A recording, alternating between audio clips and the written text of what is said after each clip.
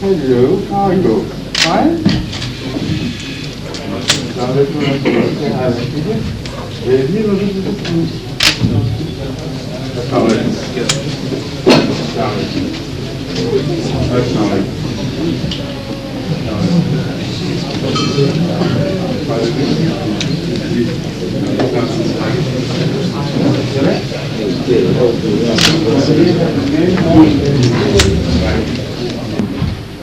Assalamu alaikum warahmatullah. Please be seated, please.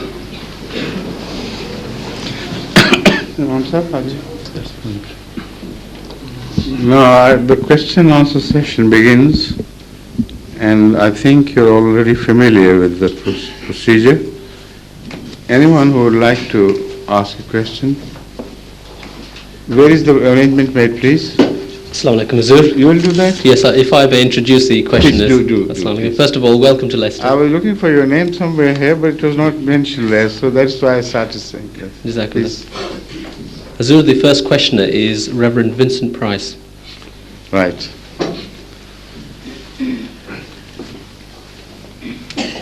Do they have to come all the way here? Didn't you arrange something in between, you know? Yes, Hazur, the red Generally, chairs. we do it in. Yes, sir. The red chairs, Hazur, are the ones for the questioners. So Sure. they're- Right. Please. So, I work at Leicester University and at De Montfort University as a chaplain, as a Methodist chaplain, and as such I'm very conscious, as I work closely with colleagues from other Christian denominations, of being a member of a minority group within the greater Christian tradition. I would be interested in your reflections this evening on the place and the treatment of religious minorities within Islamic societies, perhaps with specific reference to Saudi Arabia. Thank you very much for this question.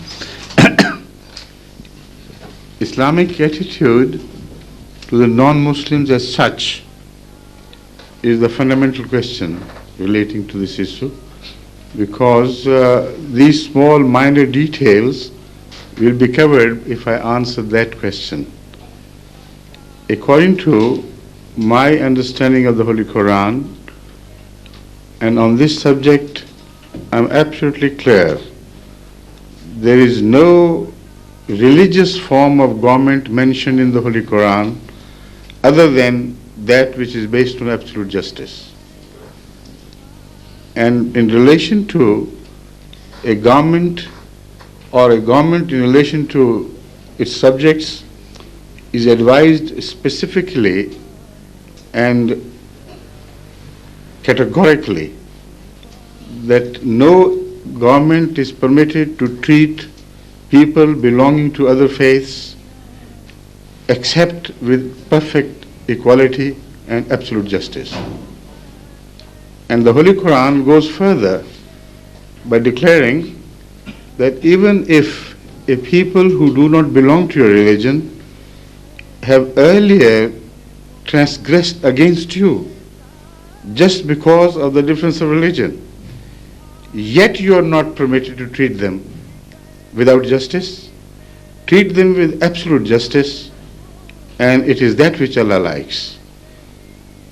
So with these two fundamental verses on the issue, I can't understand how the various Muslim governments can appropriate the right to work as God and, contrary to the Quranic teaching, start to treat minorities as having less civil rights than the Muslims of their country.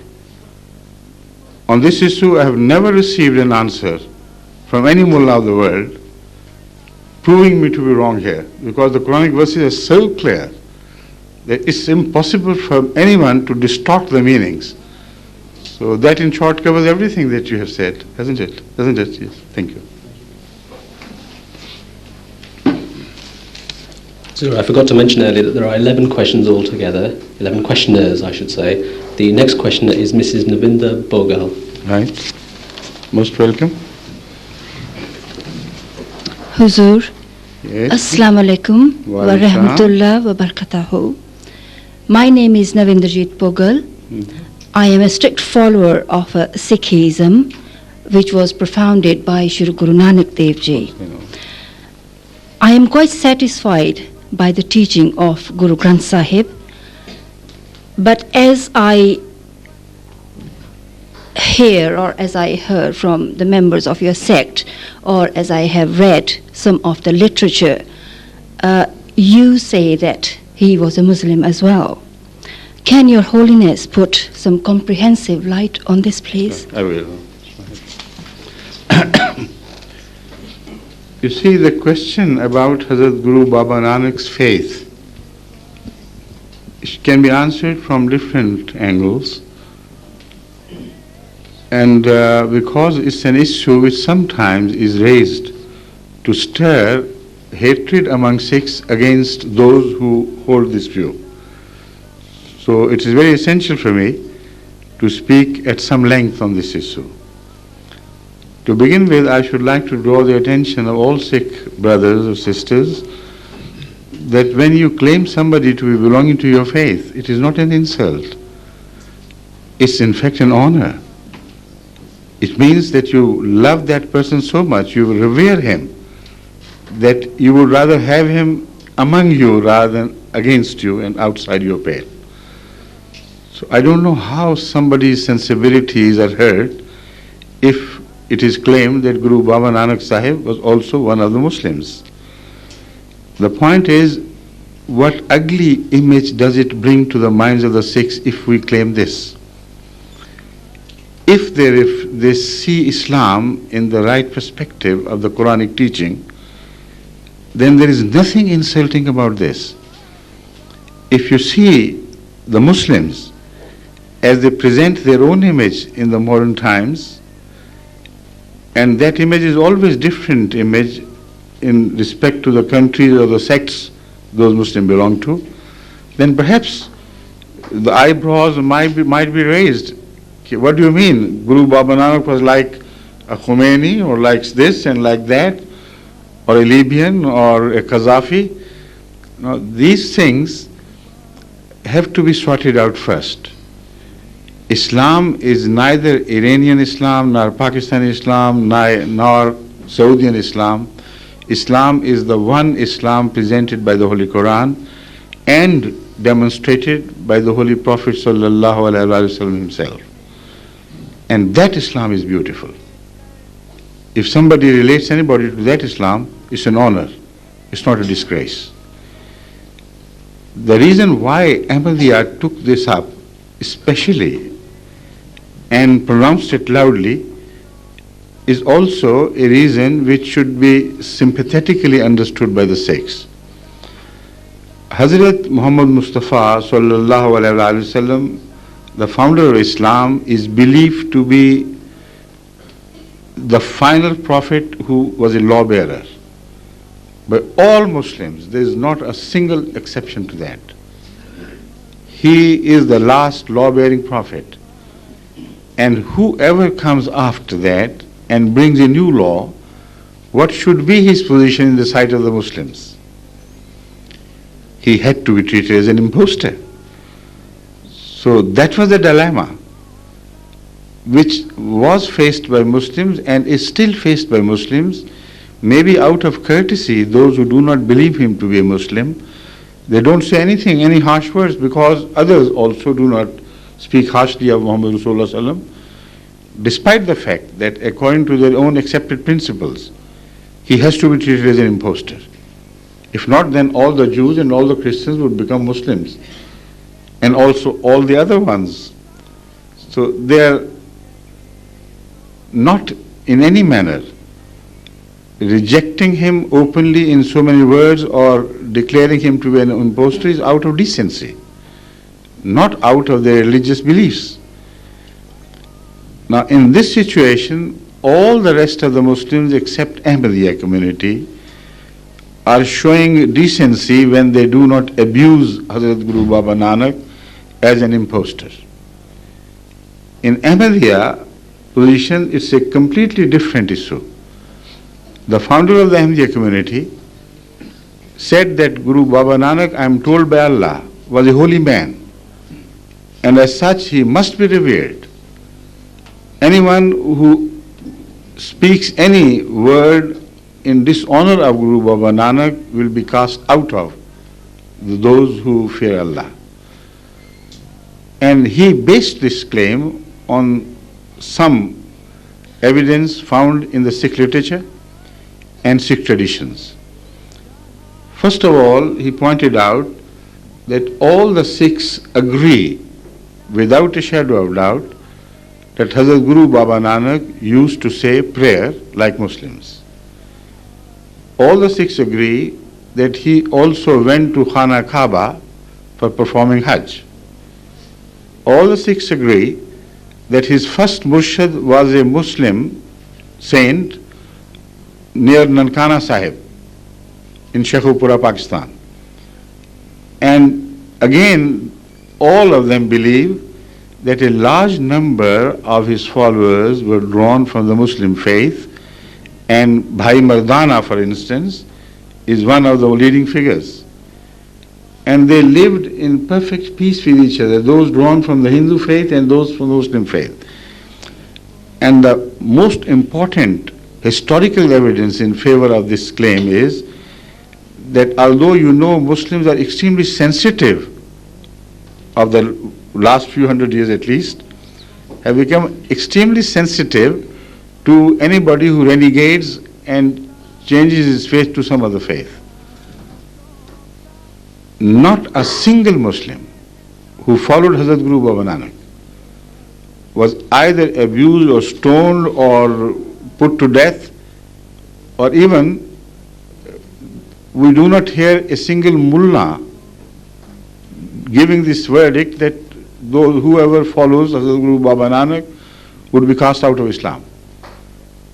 While if he had invented a new faith, or if God had revealed to him a completely new faith, then this should have been the logical outcome. Now this is of vital importance, because when you read this in conjunction with whatever Guru Baba Nanak did and the way he maintained a position, a conciliatory position between the Hindu converts and the Muslim converts, then you come to understand that he was a mystic, a great saint who was one of the mystics in Islam. In Islam, because he took up the cudgel against idolatry and condemned those roundly without chewing his words who believed in gods other than one God. This was his mission. So if at all he could be placed in any religion, Islam would be the fittest. Certainly he didn't belong to Hinduism. Or he should have said, yes, you may worship that deity or that deity, but he never said. He raised his voice very strongly and positively, condemning all sorts of idolatry. Now again, he wore a chola all his life, till his death.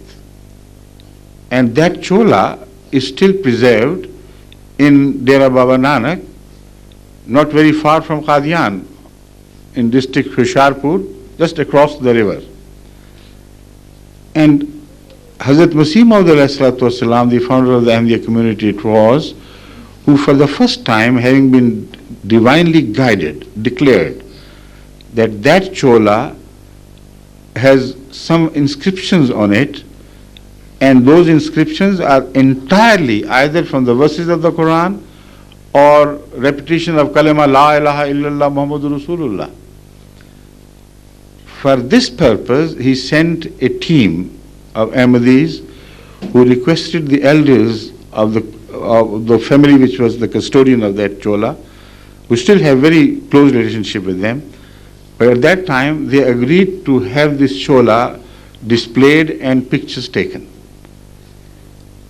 Ever since, our literature is showing those writings, not in the photographic form, but in the form of copy from that and the hand-drawn images of the chola with those inscriptions.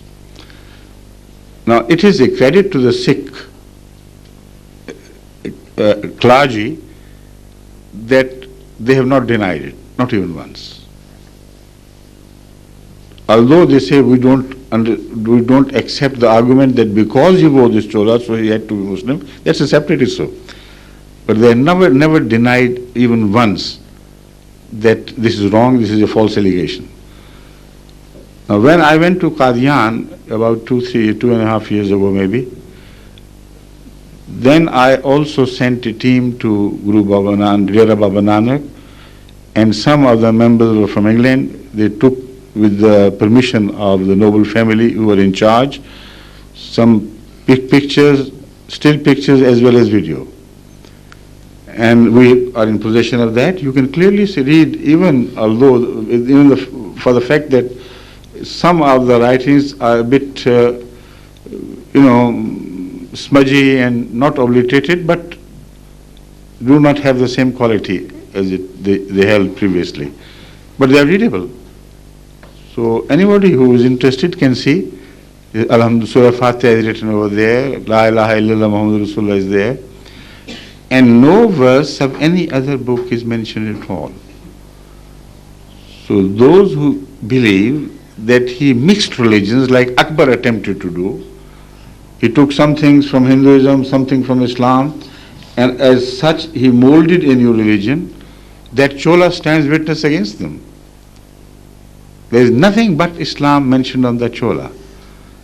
So these are the reasons why we believe that Sikhism is a continuity of Islam, a sect in Islam which was a Sufi sect, but unfortunately, because of the political fights with the so-called Muslim government of the time, they were thrown apart. And more they went into the political fights for the supremacy in Punjab against the Mughal Empire, the more they started drifting away from the faith of Islam until they began to hate it. Thank you. So the next questioner is Mr. K. Krishna.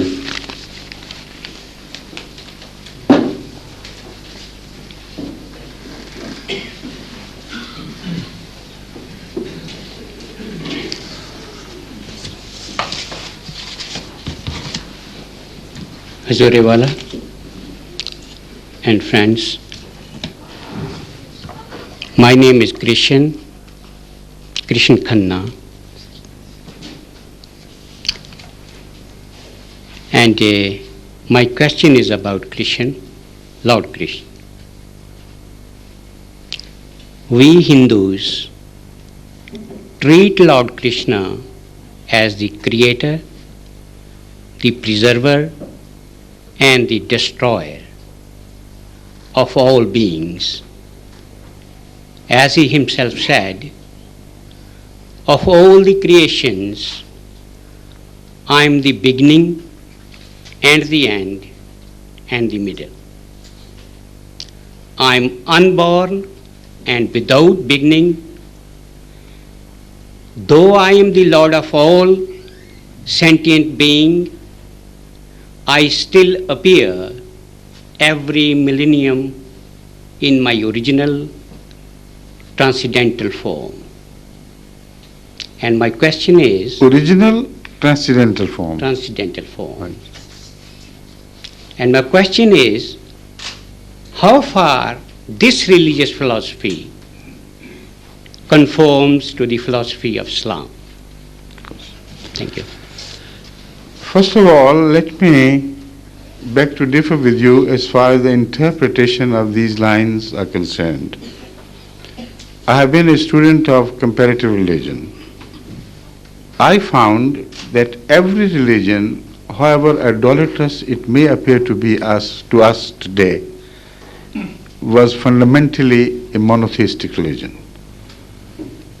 Because if you don't accept this universal principle, then the infights between religions will have no end whatsoever. And each religion will be understood to have emanated from a different source, different God. Now, as against this understanding of Veda, which you have presented to us, you should have remembered also that this is exactly what Jesus Christ said, that I am the Alpha, I am the Omega. And this is not only said by Jesus Christ, but also in the Holy Quran, there is mention of this truth that the Prophet Muhammad is the source and means of people reaching him. And when you say Khatamun Nabiyyin, then Omega is understood. But in another hadith, traditions of the Holy Prophet ﷺ, he claims himself to be the very first. And according to the Muslim sects, all of them together, in view of some Quranic verses and these declarations by the Holy Prophet, he was the first to be born. Now the question is, here there are some translations made by you or somebody else which indicate that Krishna claims that he was never born, he's eternal. I have read Veda, now this, just a minute, Bhagavad Gita, myself, with deep attention. And I have discovered only evidence of truth and unity of God there. And Krishna himself only claimed to be a messenger, no more. For instance, his being, he's called Murlidhar. He blows into the pipe. Apparently, the pipe is singing the song or raising the music, but there is breath behind it. Then he has more hands than ordinary people.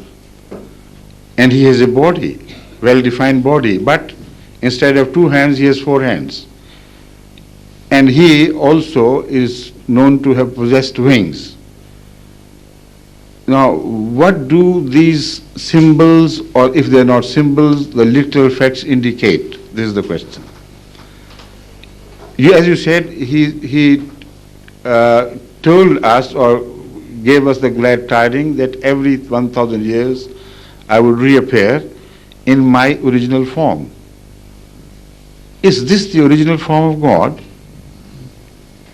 Is this his entire geography, that within the space of a human stature, with 4 arms, he can be confined and disappear somewhere and begins to rule from there? Now, this is a very, very limited understanding of the nature of God which he has created. How could Lord Krishna say that? So there has to be some misunderstanding of reading him, of knowing what the message is. These misunderstandings do appear in every religion because of the specific religious terminology. For instance, wings. The Holy Quran also uses the word wings with relation to angels. But the Holy Quran makes it specifically clear that nobody has wings to fly with. Only the wings are indicative of attributes. So if there are 2 arms, the attributes are half the number of such person who has 4 arms. The angels grow in attributes, and in this world they have 4 wings according to the Quran, but in the hereafter they will have 8 wings. And they are all terminologies, all terms and or metaphorical figures, let's say. For instance, Hazrat Muhammad Rasulullah himself is told that you lower your wing of mercy over those who believe you. Then the people are told to lower their wings over their parents. So these usages of the same word wing elsewhere in the Quran makes it very clear to us that they are just terms which have been misunderstood and misapplied. So according to Ahmadiyya belief, Hazrat Krishna was a holy messenger of Allah. He used a language of symbols to convey to the world of the period some truths. And if you read it, Bhagavad Gita in detail, it's not just an account of war between 2 factions. It in reality is a masterpiece of description of evil, goodness pitched against evil, or evil put against goodness. A battle between darkness and light. Now turn to Zoroastrianism. What Zoroaster says, or Zoroaster says, is again the same thing in different terms. He speaks of fire against darkness, and he makes fire the symbol of truth, which is God, and darkness the symbol of falsehood, which is devil. But you find the same mention in the Bible, in the Holy Quran, but there they do not mean that evil had a separate entity in itself and emanated from a God who was independent of God of goodness. So these are terminologies found in every religion. It's our duty not to be confused by them and come to a reasonable, sensible understanding whereby we could reconcile the world religions as having been emanated from the same one single source of God. So I hope that should be sufficient, because otherwise if we go into further debate on this issue, I think it would not be profitable. Right? That would be. Thank you. Thank you. So the next questioner is Mr. Jariullah of Leamington Spa.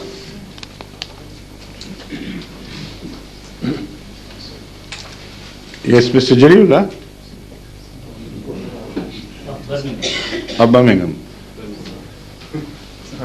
MashaAllah.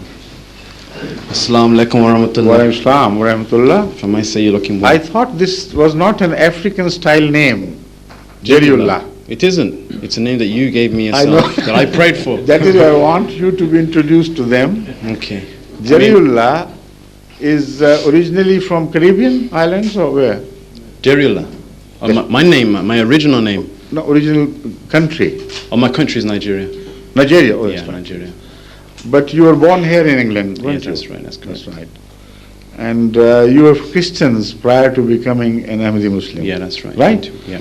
That is why I had to change your name at your request from the previous one to Jariullah. Yeah, that's right. Right? Yes. Okay. Please. Thank you. My question today, from my understanding and my reading of both the Holy Bible and the Holy Quran, Yes. is that second to Allah Almighty, we should put parents first.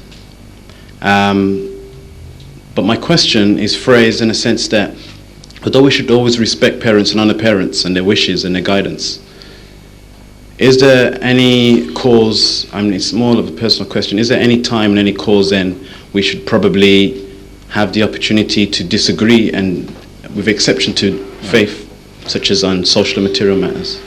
Yes, first of all, please you can wait there. Okay. The young man, strong legs. Now, the question has to be rectified a little bit. It has wrong premise on which it is standing at for the moment. Okay. You said, according to the Holy Quran and the Holy Bible, after God, there are parents.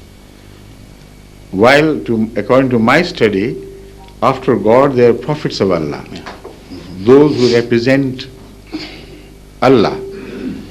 So, after God, if you qualified by including the prophets in what is godly and which is representative of God, then I agree with this statement, okay. Not otherwise. Okay. And when you understand this question as raised in this modified form, then you are also answered that if God and those who represent Him must be given priority over all others, then parents automatically belong to the top of the second group, which when confronts this first category will lose its validity. So you accept the instruction from your parents. Also the Holy Quran speaks of the government and authority and says whatever government is established, you must obey that government, the parents, etc. But whenever there is a difference of opinion between one authority and the other, then always follow Allah and His Prophet. Okay. So the issue is resolved. My question, it's more relating to material and social matters rather than the religious side. My answer covers that as well, because in ordinary matters, worldly matters, you will not find any contradiction between religion and the wishes of the parents. So I qualified my answer with that, Yeah. So it's already answered. Yes. Right? Yes. Thank you. Thank you. So the next questioner is Mrs. Russell. Mrs. Russell. Mrs. Russell, right.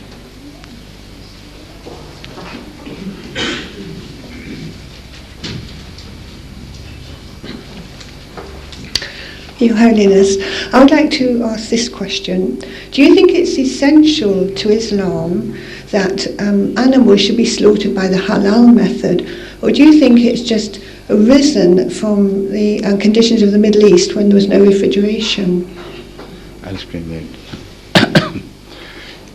You see, the question again has to be explained. Question itself has to be explained first. I'm going to do it for you. You see, when you hear of halal and haram much talked about in a society like the British society, and when you hear the edicts of some mullahs that do not eat any meat slaughtered by non-Muslims, then you have an image of what Islam is all about, and perhaps you understand Islam to be dividing a line between people of Islam and others in areas of daily common usage which are common. Now, this is not the correct understanding of Islam. Islam clearly lays down those things which are forbidden for human consumption. And among those things which are counted in the Quran are the flesh of swine, those animals which died a natural death, those who died out of an accident, those who were strangled to death, and all such animals who were slaughtered with the name of anyone else animal other than Allah. So if they were slaughtered to the altar of some imaginary gods, then that flesh becomes positively haram for Muslims. In all the cases, in the rest of the cases, also those animals which are birds or animals of prey, which eat other animals' flesh, they are also forbidden in Islam, and you can't eat their flesh. Apart from that, the Holy Quran says the food of the Jews and the Christians alike, Ahlul Kitab, is halal for you. I don't know why the mullahs shut their eyes to this verse, because the way they understand the Quran, this verse has nothing to do in the Quran. Why should it be there? It's a very broad-minded teaching. It says of all Ahl Kitab, and this again is a very interesting point raised by the Quran, because Ahl Kitab are generally confined to the followers of Moses and Jesus Christ and those who stood in between. But the literal term Ahl Kitab applies to all religions which were founded on a divine book. So as such, I believe that the Hindus who do not indulge in idolatry, they should also be treated as Ahl Kitab, because they are founded on the book of Krishna, whom we understand to be a law-bearing prophet. So with this understanding, I assure you that this is the Ahmadiyya belief and practice, that all meat is halal provided it is slaughtered for the sake of human consumption. It is slaughtered in a manner whereby blood is lacked, because blood is haram, not the flesh. If it is not strangulated, if it is not beaten to death, then that flesh of the animal, which animal in itself is not forbidden, that can be eaten without any shadow of doubt. Only what you have to do is say Bismillah, Allahu Akbar before you eat the flesh. Now this is not only my interpretation of the Quran, this is proved to be the practice, the Sunnah of Hazrat Muhammad Rasulullah sallallahu alaihi wasallam himself, because we read in Bukhari, no other book than Bukhari. It is the most authentic book of traditions, that Hazrat Rasulullah sallam told some others who were doubtful about the quality of meat which they received from the Bedouins around, whether it was properly slaughtered or not, or whether it was slaughtered by Muslims or others. Muhammad Rasulullah said, no, don't indulge in doubts and speculations. If a meat comes, it is slaughtered for human purpose, then say your own Bismillah over it. And Bismillah, Allahu Akbar doesn't cost anybody anything. It just means in the name of Allah, and Allah is the greatest. So this is the true nature of Islamic injunction regarding the foods. Do you have any question based on this statement, please? Just add that I understand exactly what you said, yes. A lot of people are worried about the actual method of slaughter, you see, and the stunning of an animal first seems to be in some way a little kinder than killing the animal and letting it go. I'll explain that. You see, this issue is debatable whether to stun the animal first and then to slaughter is more benign for the animal, shows more kindness to the animal, or just the slaughter. Because I have studied this since my student days here in 1956, 55, 56. And I went to some slaughterhouses, I inquired from the from the people concerned. And because I know some of the basic sciences concerning this question, I assure you that it cannot be definitely proved that the stunning does not hurt the animal, and it makes the death easier for the animal, and slaughter is a more cruel way. Because in Islamic system of slaughter, the artery, main artery, is severed immediately. You know, that sharp, and also the Holy Prophet has emphasized that you must never use a blunt instrument for doing this. And when the artery is severed, immediately with a sharp weapon, like sharp instrument, then the blood supply to the mind, to the brain is stopped therewith. And you think the animal is writhing in pain or this and that. It is writhing all right, but through automatic reflexes, not in pain. And that is why the Holy Prophet ﷺ repeatedly admonished Muslims not to slaughter animals any other way, by cutting them piecemeal, for instance. You have no right to do that. Do it this way, and then they immediately lose consciousness. Right? Thank you.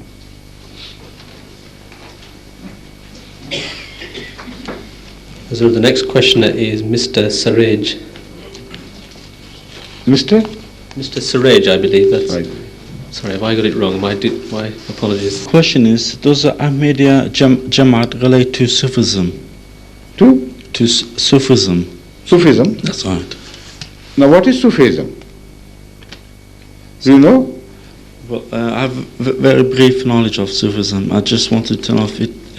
No, but when you ask a question about Ahmadiyya Jamaat and Sufism, Yes. what message will be delivered to you if you don't know what Sufism is? Well, my understanding of Sufism, it came after the advent of Sayyidina Muhammad, and it was, and because it was after the advent of the Holy Prophet, does it really relate to Islam itself, actually? You know, can I help you in explaining Sufism first? Please. So that the answer becomes understandable by others, and you as well. Please sit down.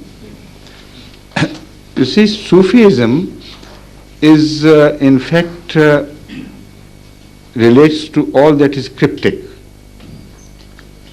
Now, when a religion speaks of form of worship, it speaks of how you bear yourself, how you wash yourself, how you stand before God, and what you do and what you do not. This is a form of the religion, which is called Sharia or law. The Jews, for instance, paid such great emphasis on the law that according to Jesus Christ, ultimately, they wasted all their attention upon the shell and forgot to fill it with the spirit, which was more essential. So this is what led to St. Paul rejecting form altogether. And that is what has led Sufism in Islam to shift away from the path of Hazrat Muhammad ﷺ to an imaginary world of their own, whereby they thought the form was not essential. So what they did was, they did not create a demarcation line between Prophet Muhammad ﷺ and the prophets earlier, like St. Paul drew a line between Jesus Christ and all the prophets before him. But they said both should be kept. As far as Prophet Muhammad is concerned, he's fine, he's all right. But when he emphasized form, what he really meant was that you should go for the spirit. And they argued in a very strange way that if you have the spirit, for instance, if you drink the milk, why to keep the bottle? Now, this argument is fine. If, and there is a big if involved, you want to have the last of that milk and no more. If you must need to drink milk again and again and again, then you can't chuck away the bottle at all. Some bottle will be needed. So spirit cannot survive without form. Although it is not the form which is intended, it is the spirit which is intended. So that is why deviation began to occur in Islam between Sufism and Mullaism. Now, unfortunately, after around 300 years or so, this bifurcation became very broad. Both deviated to the different directions until they could not even communicate with each other. That link was broken. Sufis said the mullahs are wrong. We do not need to say the prayer the way it was said before. And the mullah said Sufis had abandoned Islam, and they believe in some spiritual experiences of theirs and call it Islam, of which they have no right. So that is why some Sufis were practically put to gallows and ultimately hanged to death, because their claims, their slogans were so mystic that the mullah could not understand them. And the mullah thought that it is a claim which totally negates Islam. Like Al-Hallaj Mansur, who was hanged to death by the mullahs, he went to the gallows crying till the last, Ana al-Haq, Ana al-Haq, Ana al-Haq. This is Sufism. I am the truth, I am the truth, I am the truth. Now, if somebody says that to indicate that I have lost my own identity totally to the truth, you can't differentiate between me and God in the sense that I follow Him so totally that I have lost my independent identity, then it is not a shirk at all. It is nothing wrong. There is nothing wrong with it.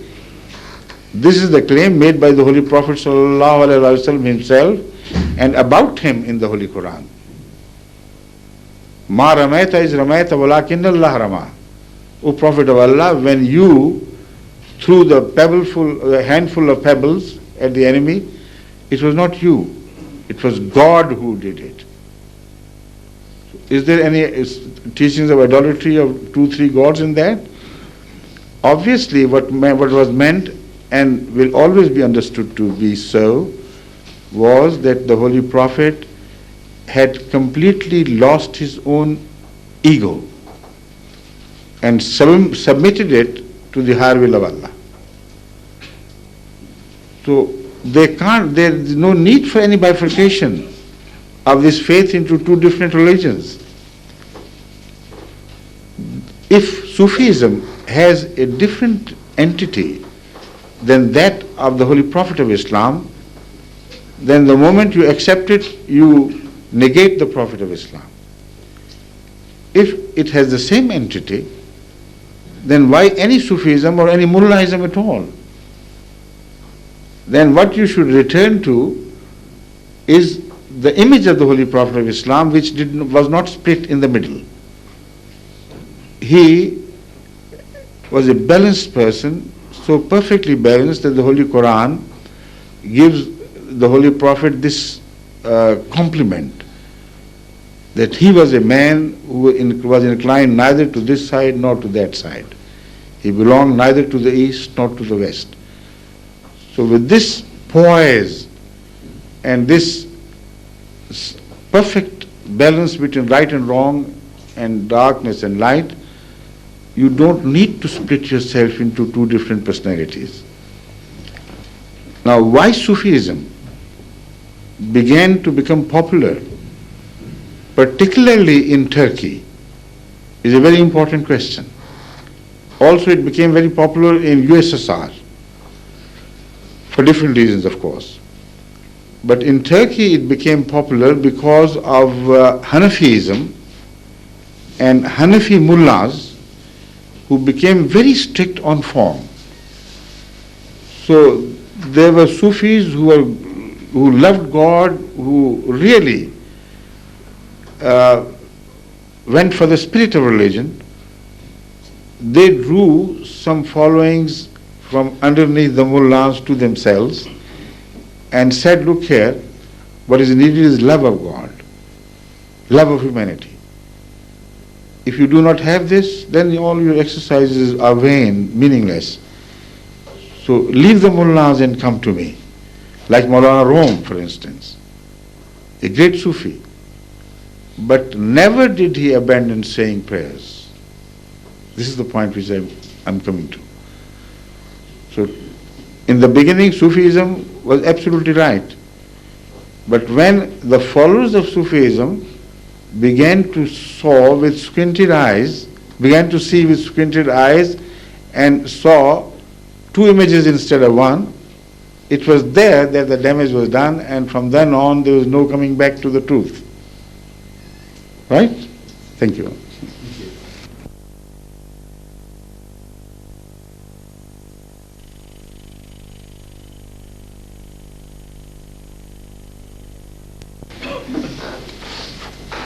I hope I get the name right this time. The next question is Mr. K. Chanda. Mr. K. Chandan, please.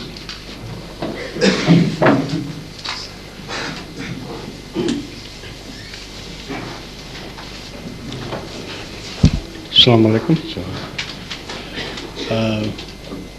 I come from Leamington Spa. From? Leamington Spa. Leamington Spa, right. Mr. Ghafoor, late Mr. Ghafoor he was my close friend. And the question which I have already prepared was asked by my sister, Mrs. Is that right? Bogle. Yes. Yeah. But fortunately I have written another question, if you don't mind. Please do. Of course, you're most welcome. And my question is this: why Muslim ladies, MDs, are not allowed to pray in the same room? No, they are allowed. Who told you this? They are allowed to say the prayer in the same room because the Holy Prophet ﷺ himself permitted them to say their prayers in the same hall. Yeah, and the Sunnis, they get together in the same room. I don't know well. No, they don't. On the contrary, you have just reversed the positions. The Sunni Muslims, practically nowadays, I mean, not all maybe, but the majority among them do not believe that the Muslim ladies should say their prayer in the same hall, which is reserved entirely for men, not for ladies. Although the scholars, the great scholars among all sects of Islam know very clearly that at the time of the Holy Prophet, separate halls were not built. And ladies used to say their prayer, but behind men, not in front. Not in front, because we... Yes, the reason is obvious. You see, when you go to pray to God, and women are prostrating before you, or bending and doing this and that, it's very likely that men whose sights are generally wayward, they begin to be diverted from God to the ladies in front. And that will also be an insult to the ladies. So it's a very wise injunction. And it's a compliment to the ladies. They know how to behave. And they know how to where to look and where not to. So it is not an insult to stand behind here. In this particular context, comparative lack of trust is shown in men, and I think very rightly so. Thank you. Thank you. Thank you. Yes, please. Yes, yes. So the next questioner is a Mr. Akin. A king or a king? Mr. Akin is the name I have. It's okay. Akin. Is he here? Oh, sorry. Acha. In that case... Prior to his being Jariullah, he was a king. Oh, I see. Is that right? Yes. Okay. Yes, I've got two names down. There are three questioners left. The next questioner is Mr. Neville Stack. Yes, please.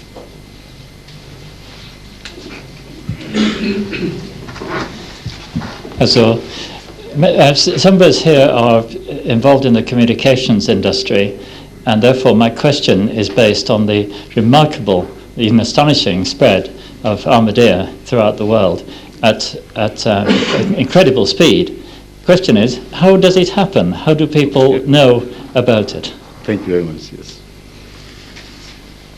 You see, Ahmadiyya community claims to be a community planted by God Himself or created by God Himself to fulfill the prophecy which is mentioned in the Holy Quran, that the faith of Islam will ultimately emerge victorious over all other faiths. So, according to the Holy Quran, in the latter days, there was to be the advent of Prophet Muhammad, not in the same person, but in the form of a follower. So we do not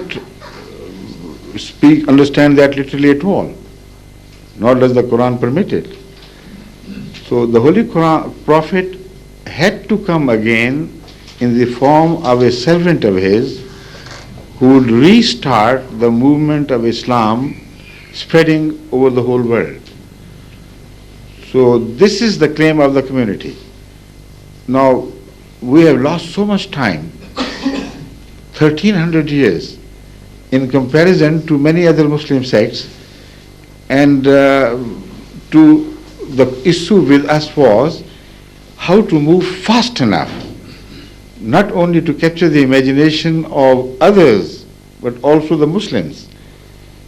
So the pace had to be tremendously bigger and larger and more effective. So we started doing it through literature.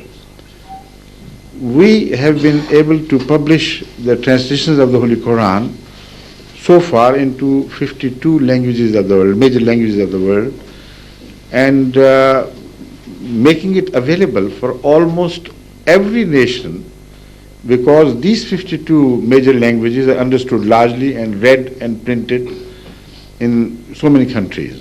English, for instance, German, Spanish, French, Chinese. So in all major languages of the world, Japanese of course, Turkish, Korean, and so on and so forth, Hindi, Sanskrit, all the major languages. Now we can but we can take genuine pride in the fact that we have been able to serve the cause of Islam and the cause of humanity by making the Quran available to almost all the world. But the plan would be complete after we reach the 100, for which the preparation is on way, and many translation is in the pipeline at the moment.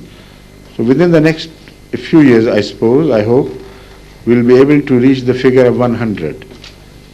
Although Christianity can claim much larger number of languages in which Bible has been translated, but I have gone into detail and pursued those languages right to the country and the areas where they're spoken. And I was surprised to find that most of the people belonging to those languages cannot read or write.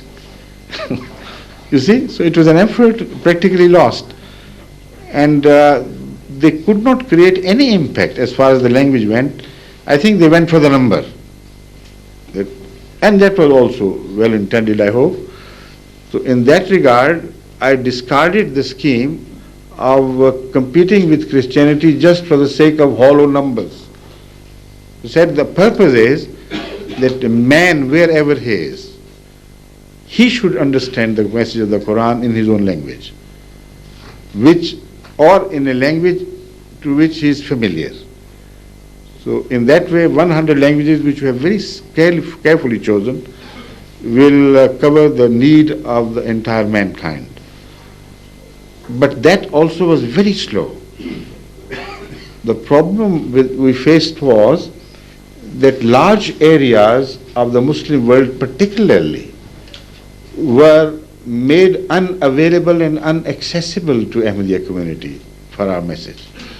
In Pakistan, from which I hail, you see, it is forbidden to publish any book of Hazrat Masih Maud al-Islam, the founder of the community, or to address any other Pakistani with the message of Ahmadiyyat.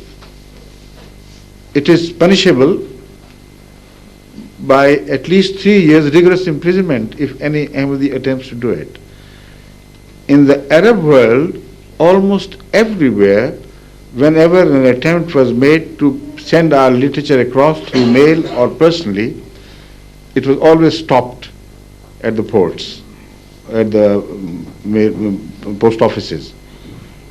And we simply couldn't do anything. So my predecessor thought of going for radio. And this was his dream, his ambition, that we should have communication through radio so that we could reach the largest number of people.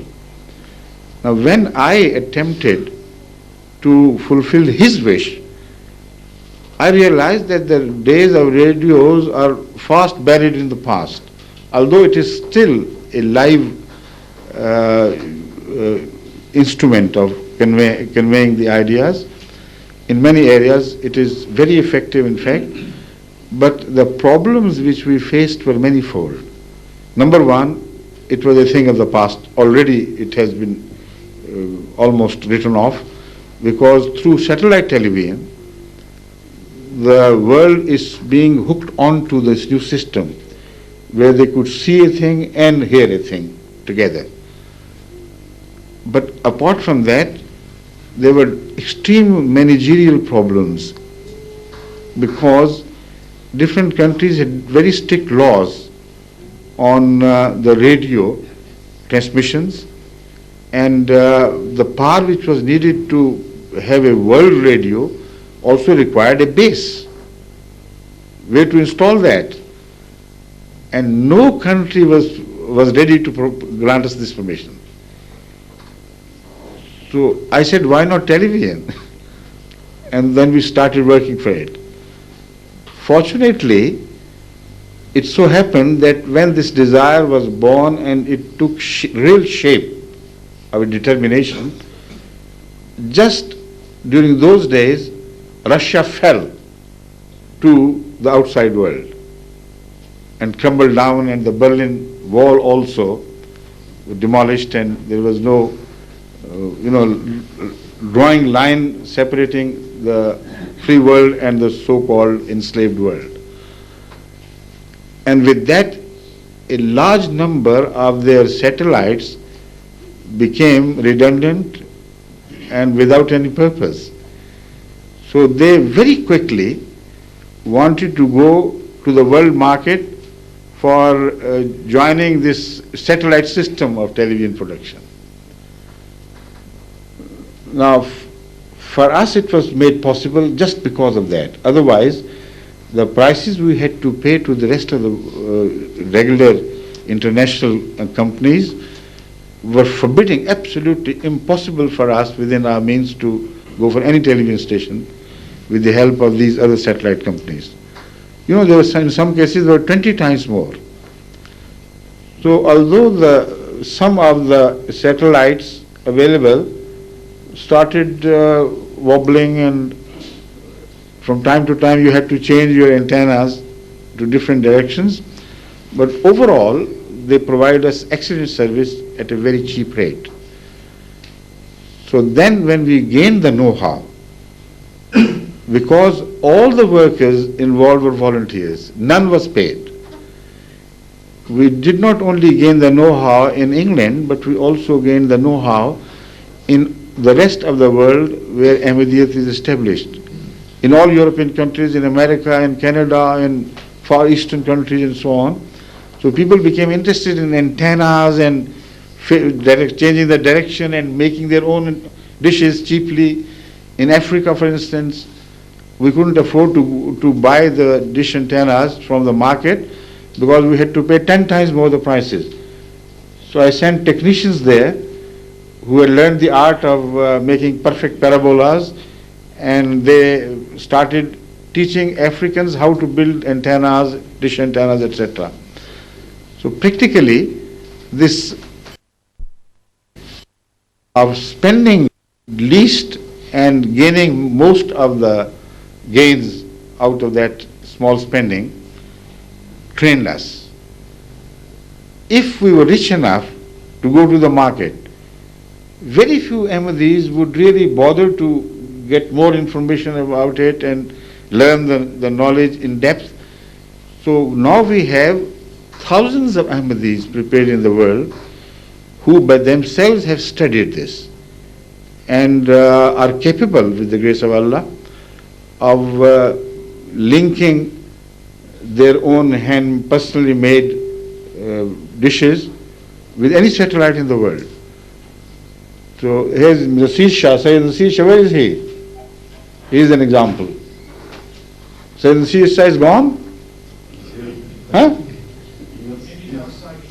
Just, no, he will not belong, doesn't belong here, he's from Birmingham, isn't he?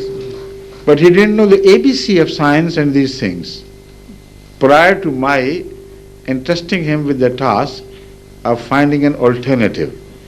I mentioned him because the second phase begins from here.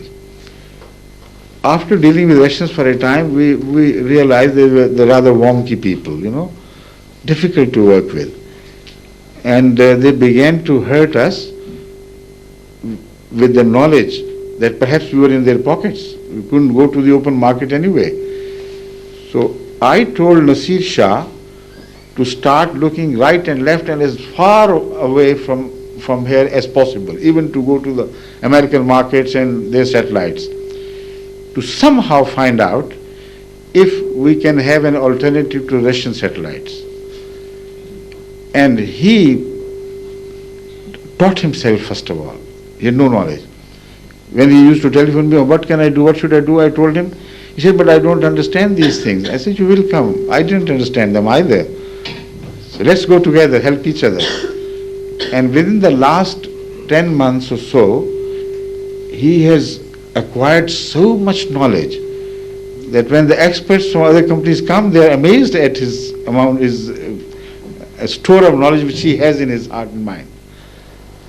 So this is how it was made possible to abandon the Russian satellites and shift over to the most modern satellite system of Americans. And it resolved many problems for us, largely the money, because the system we chose for us was not a cheap popular system to which generally the satellites were hooked. Because the satellites in the world most often are hooked onto such television as provide cheap programs, luxurious programs, and programs to destroy human morals. So they are a big company, sort of wholesalers. They sell their time much cheaper to these companies and don't go for their own programming. So we said, because our clientele would definitely hook onto our satellites, whether they are popular or not, it wouldn't make any difference. Provide the service is excellent. So that is what we needed. So at slightly higher price we paid to Russians, we got perfect service and global service because of this wholesale industry, And people would be amazed how little we spend on this in comparison to other companies, single companies. Even one single company based in India spends at least 20-30 times what we do to provide this service to the whole world. The secret lies in voluntary work. You see, to get a space on satellite or a transponder is comparatively much cheaper than to prepare programs. For each hour sometimes you have to pay £100,000 or $150,000, and to keep a station working for 24 hours with variety almost every day is a very expensive thing. But in the course of this experience, we have launched voluntary companies who make programs voluntarily without charging the Jamaat a single penny. They do it with such zeal. For instance, in Germany, they make German programs. In America, they make American programs. In Canada, the Canadian programs. They don't charge a single penny from the Jamaat they serve, but in fact they pay from their own pockets. They foot the bills of their personal, travels, etc., etc. So people think we are very rich, have to be fabulously rich community to go for the whole world service. But the secret lies in dedication and sincerity, that's all. Thank you.